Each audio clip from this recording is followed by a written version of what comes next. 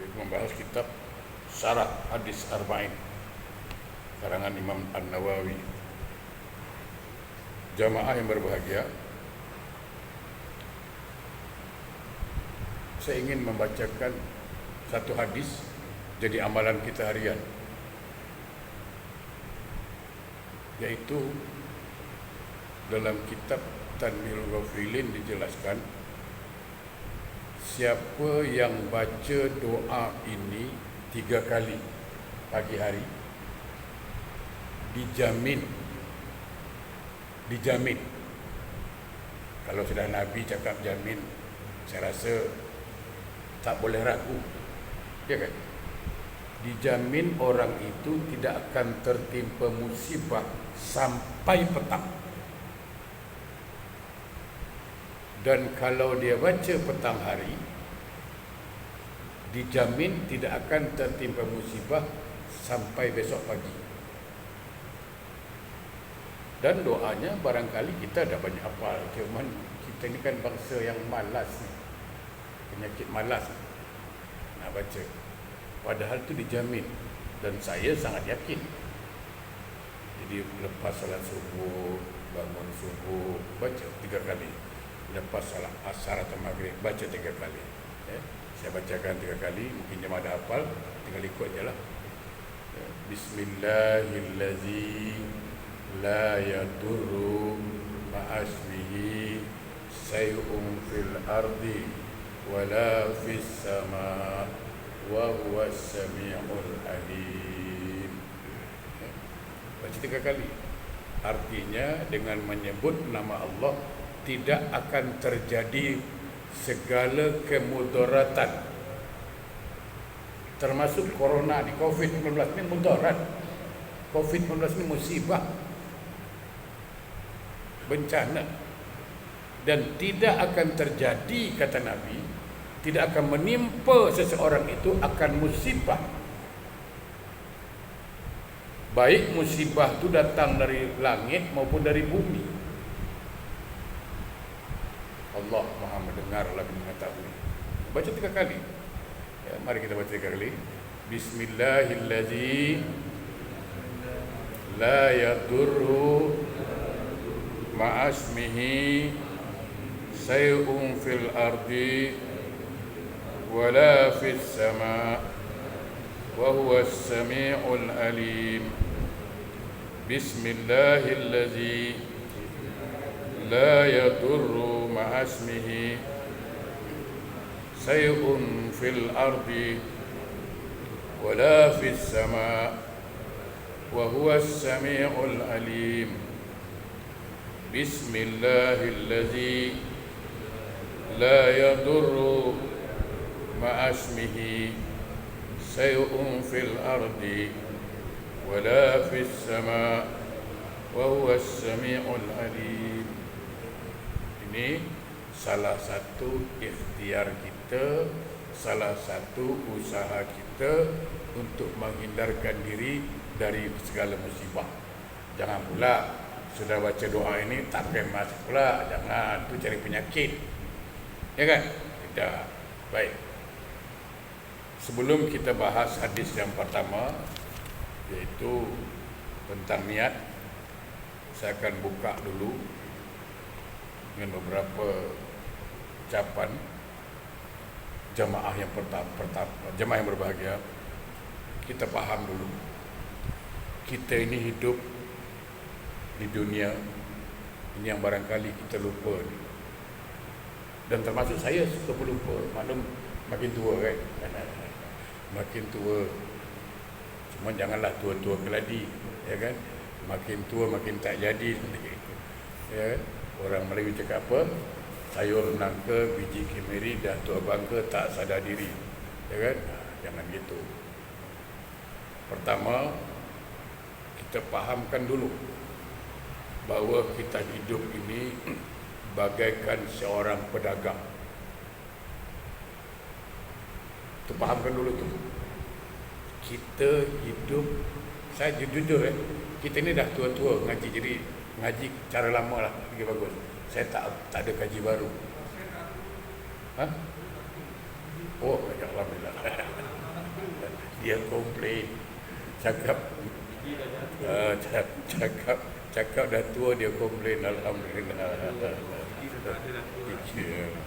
Masya Allah. Inilah Jamil. Saya suka dia. Suka dia. Betul. Baik. Kita hidup bagaikan seorang pedagang.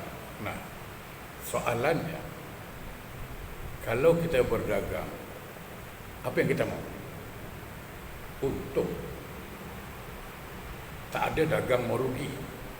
Itu pasti. Itu tak jamin.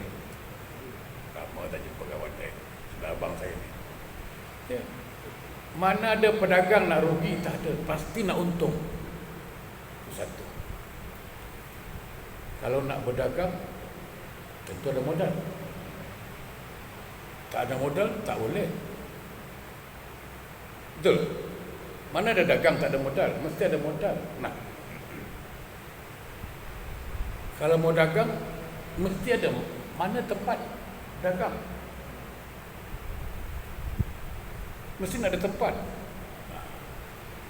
Apa barangnya? Nak dagang. Nak jualan apa kita? Kan masalah dalam perdagangan. Aku nak jual apa? Aku nak dagang apa? Tempat di mana? Pembeli siapa? Itu. Ya kan? Nah ini. Sementara ini, sebelum buka hadis, kita buka dulu ini bagi faham. Jamaah yang berbahagia, mana tempat kita berdagang? Dunia. Ini kawasan kita berdagang. Dunia ini tempat kita berdagang.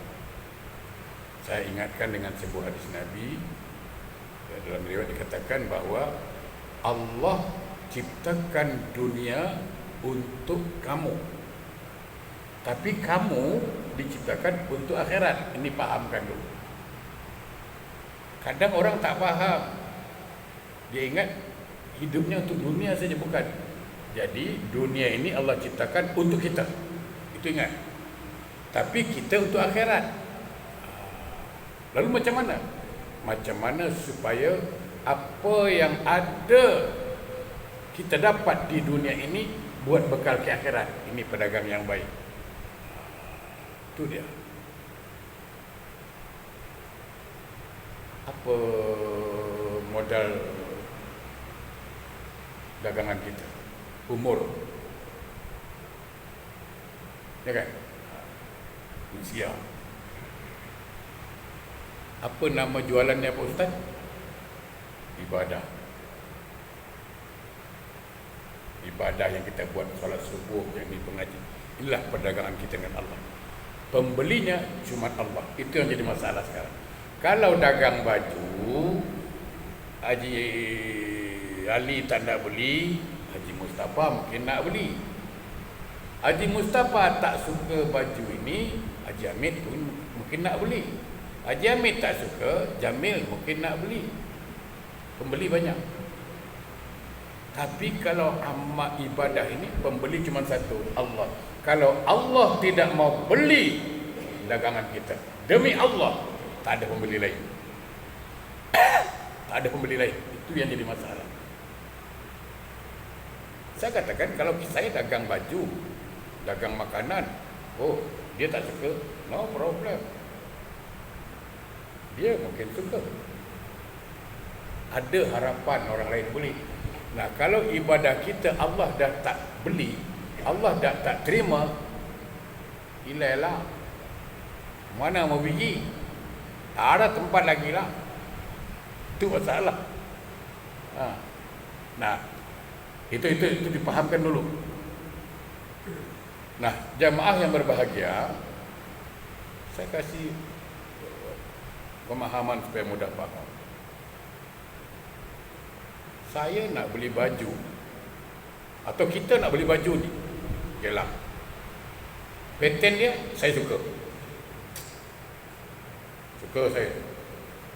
Jahitannya pun saya suka. Colornya pun saya suka. Harganya saya suka. Ambil. Kali tengok ada koyak dekat ketiak. Ya kan? Tadi tak nampak, sekarang kita buka, ada koyak kriteria. Soalannya, kita nak beli tak baju tu? Tidak. Kenapa? Karena ada cacat. Betul kan? Cuba bayangkan. Kainnya bagus. Bagus. Color dia bagus. Harga bagus. Cuma ada rosak sikit. Kita tolak. Artinya apa? Kita sendiri pun mau beli barang baik, babe. Tak mau barang rosak. Betul? Apalagi Allah. Ini yang betul-betul. Ya Allah, dah lama kita berdagang Pak Haji Mustafa. Allah beli ke tidak, ni masalah. Betul tak Jamil? Tu yang yalah. Ya kita haraplah, masih berharap semoga Allah beli semua. Itu kan harapan kita. Itu harapan kita kan. Tapi nanti alangkah sayangnya, begitu sampai di akhirat, semua jualan kita Allah tolak. Itu yang tak dapat saya bayangkan. Kita bayangkan. Itu hati-hati. Ini makanya penting kita mengaji. Penting mengaji. Kita rasa kita hari-hari jualan. Hari-hari jualan, hari-hari barang habis. Cuma tak laku jualan, itu masalah. Maka itu hati-hati. Ya. Yang kedua, yang akan kita bahas hari ini pembukaan itu niat. Niat itu dalam hati. Ya, saya jelaskan dulu. Niat itu dalam hati. Lafaz itu bukan niat. Ya, macam usolli itu bukan niat. Itu lafaz dari niat. Saya tidak ingin membahas bab khilafiyah di sini. Dan ini yang paling penting. Niat itu sangat menentukan Allah beli atau tidak. Itu yang jadi masalah. Niat itu syaratnya ikhlas.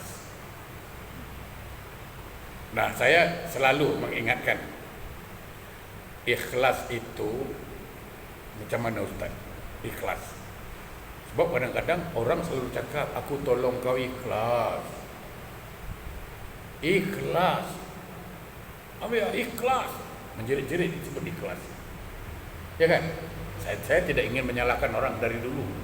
Saya tak suka salahkan orang. Tapi mari kita berfikir, apa itu ikhlas? Cuba perhatikan Al-Quran. Nanti kita akan faham. Ya. Saya bacakan ayatnya. Ayatnya kita dah hafal lah. Bismillahirrahmanirrahim. Qul huwallahu ahad, Allahus samad, lam yalid wa lam yulad wa lam yakul lahu kufuwan ahad. Surat apa? Ikhlas. Surat Al-Ikhlas. Itu kan nama dia. Ada tak kalimat ikhlas tadi saya baca? Itulah ikhlas. Itulah ikhlas. Tidak perlu akan ucapan. Itu dia. Itu ajaran. Kita ikhlas sibut sana sibut sini, padahal dah jelas hadis Nabi mengatakan apa? Kalau kita bersedekah, tangan kanan memberi, tangan kiri tak tahu, kan gitu. Ini kan mengajarkan kita ikhlas. Jangan bising, jangan bercakap tangan kanan memberi, tangan kiri tak tahu. Yang kita pula tangan kanan memberi, tetangga kanan kiri tahu. Macam. Tapi cakap ikhlas, tapi tetangga kanan kiri sudah tahu. Nah, itu yang saya fikir nanti di akhirat ini. Dan ini salah satu senjata iblis. Dan jamaah berbahagia, ya. Dan ikhlas inilah syarat diterimanya amal, ya. Baik, kita akan bacakan hadis yang pertama.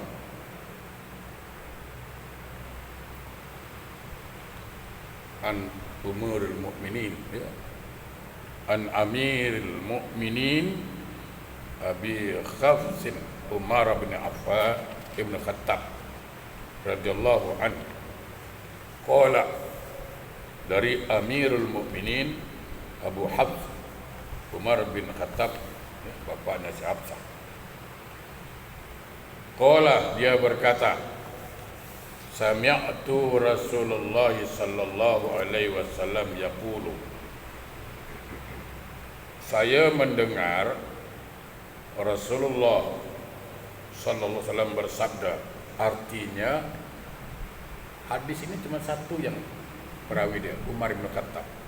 Artinya ini Umar bin Khattab langsung dengar dari Nabi, bukan dengar dari orang. Ini cakap orang, bukan, langsung dia dengar. Ini Sami', aku dengar.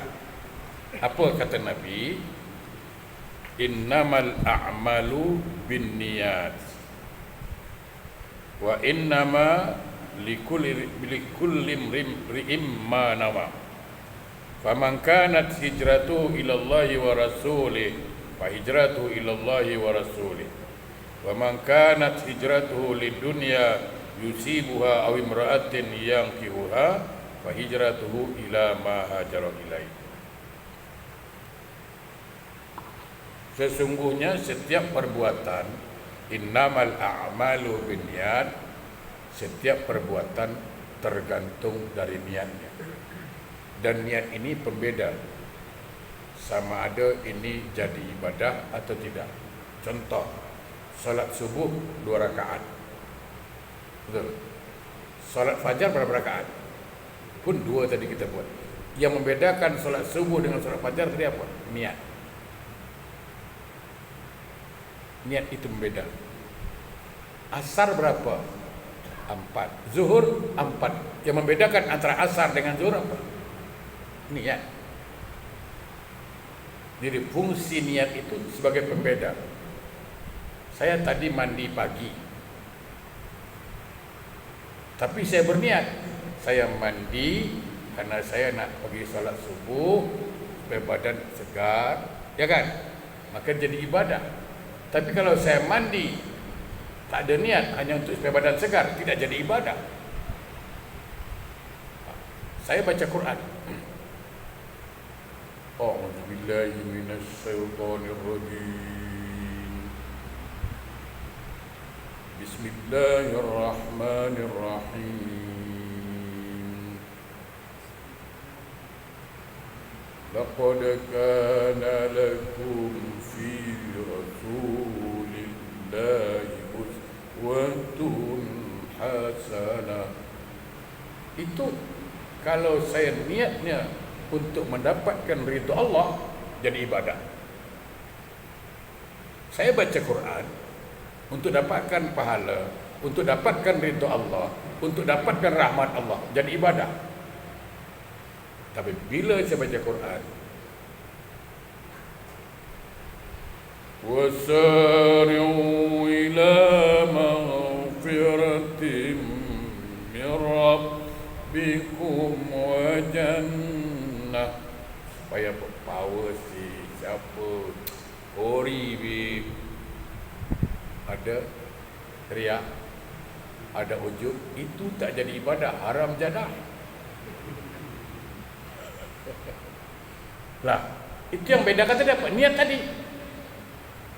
Yang membedakan antara ibadah dan haram jadah, niat tadi. Kalau saya ikhlas menuntut ridha Allah, jadi ibadah. Tapi kalau saya riya, ujub, dia apa dia? Jadi pembeza dia. Jadi dikatakan di sini, innamal a'malu binniyat, sesuatu pekerjaan tergantung dari niatnya. Ingat, saya ingin katakan lagi dan tegaskan betul-betul, salah satu pembatal amal soleh kita niat, kena riya. Hati-hati. Salah satu yang membuat amal kita ditolak Allah karena tidak ikhlas. Itu hati-hati. Terutama bab sedekah.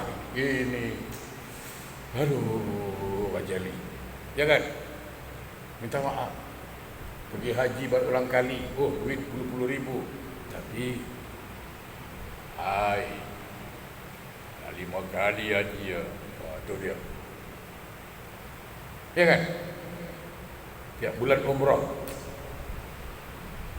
Saya kalau 1 tahun tak ada pergi itu Mekah, kepala ada pusing, pening, seolah-olah dia tu yang itu kan duit habis ribu-ribu tapi tidak dihitung amal soleh. Kan sayang. Ini hati-hati. Jadi jangan nanti di akhirat nanti kita ingat kita dah banyak ibadah tapi semua kena tolak, semua kena tolak. Alah ustaz, kan bab ibadah tu kan banyak ustaz, bukan bab niat saja.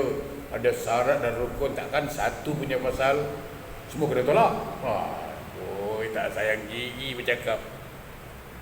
Okey. Dia bertanya soal logik. Rukun cukup ustaz. Syarat cukup ustaz. Bersih dari najis ustaz. Takkan ni niat sikit aja. Sikit riak lah. Takkan kena tolak. Baik, saya kasih tahu. 1 kuali kari kambing Sultan masak, Sultan rekam. 1 kuali, 1 kuali besar kari kambing. Kari dia cukup, cantik. Garam cukup, cili pun cukup, bumbu cukup, semua cukup, cantik. Masuk 1 tai kambing ke dalamnya. Ya kan?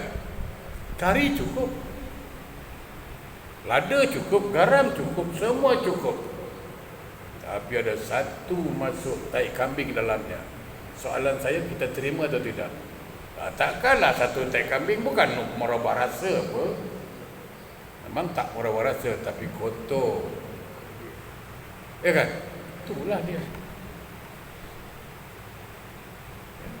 Baik, yes.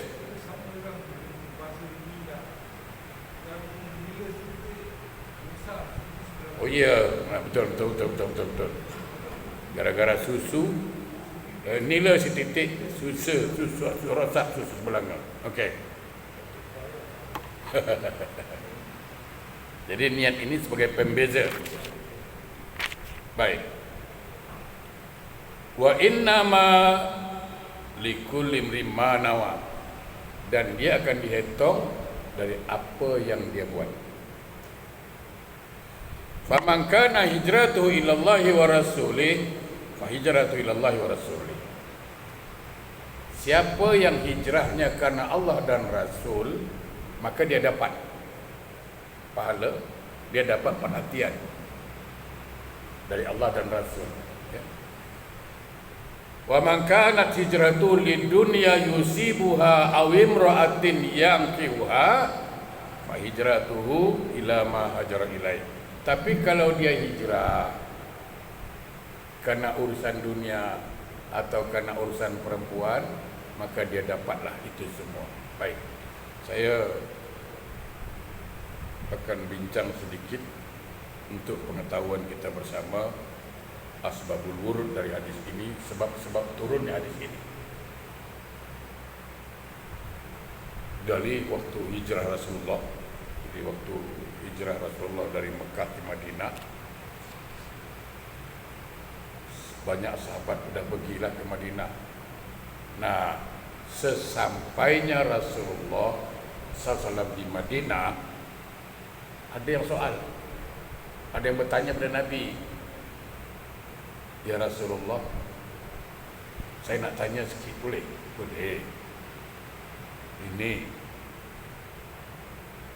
memang sebahagian besar yang pindah dari Mekah ke Madinah itu karena Allah dan Rasul, ya, sebagian besar, majority. Kita pindah dari Mekah ke Madinah itu karena perintah Allah dan Rasul, yes. Tapi ada orang yang hijrahnya ke Madinah, orang yang pindah ke Madinah bukan urusan Allah, bukan karena mengikuti perintah Allah dan Rasul, bukan, karena ada sesuatu, ada sebab. Apa? Yang pertama, dia berdagang. pelanggannya, customer dia semua dah pergi pindah ke Madinah. Habis nak buka macam mana? Nak buka jualan kat Mekah, yang beli dah tak ada. Semua pembeli dah pindah ke Madinah. Jadi dia pun ikut pindah ke Madinah pasal nak buka kedai lagi sana. Kan itu. Tapi sama-sama pergilah.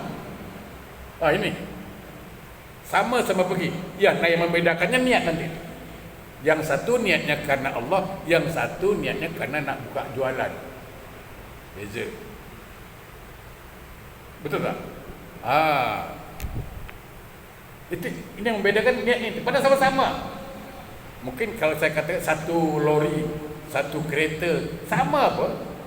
Tapi yang membedakan niat. Yang satu karena Allah, yang satu karena nak buka dagang. Ada juga yang pindah. Kenapa? Karena kekasihnya, buah hatinya, perempuan tunangnya lah saya katakan, ikut pindah.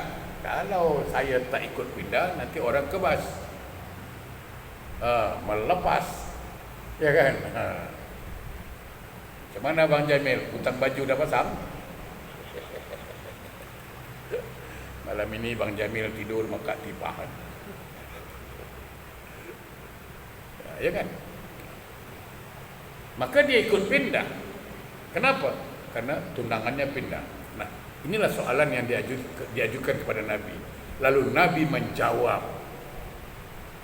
Keluar hadis ini. Innamal a'malu binniyat. Sesuatu pekerjaan tergantung dari niatnya. Ini hadis yang betul itu. Sini muncul hadis ini. Ya, kalau hijrahnya, kalau pindahnya dari Mekah ke Madinah karena urusan, karena memang perintah Allah dan Rasul, karena ikut perintah Allah dan Rasul, okey, maka dia dapat pahala. Tapi kalau hijrahnya, pindahnya bukan karena Allah dan Rasul, tapi karena urusan dunia, bisnis atau perempuan yang akan dinikahinya, okey, dia tidak dapat pahala Allah dan Rasul.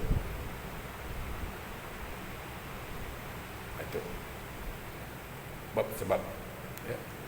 Dan hadis ini jemaah yang berbahagia, saya ingin katakan sahih